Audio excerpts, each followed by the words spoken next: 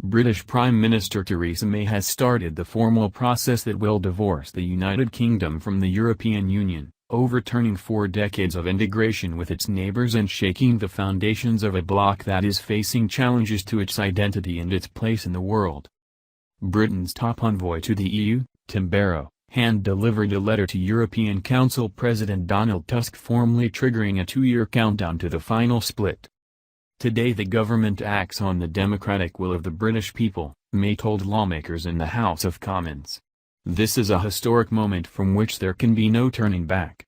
The United Kingdom is leaving the European Union. She added, "We are leaving the European Union but we are not leaving Europe."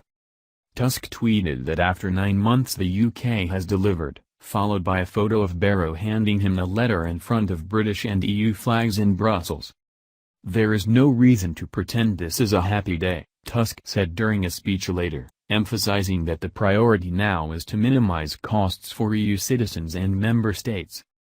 But for Britons who voted 52 to 48% to leave the bloc in a referendum 9 months ago, it was a time for celebration.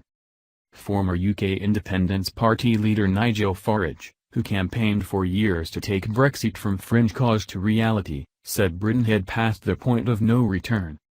"I can still, to be honest with you, scarcely believe today has come," he said. For Remain campaigners, it was time to fight for a divorce settlement that preserves what they see as key benefits of EU membership, including free trade in goods and services and the right to live and work anywhere in the bloc. "The phony war is over," said Joe Carberry, co-director of the pro-EU pressure group Open Britain. He said Britain had decided that it would leave the bloc, but the issue of how we will leave, and the democratic checks and balances along the process of the negotiations, remains unresolved. Brexit Secretary David Davis, the man charged with leading Britain's side in the talks, has called it the most complicated negotiation in modern times, maybe the most complicated negotiation of all time.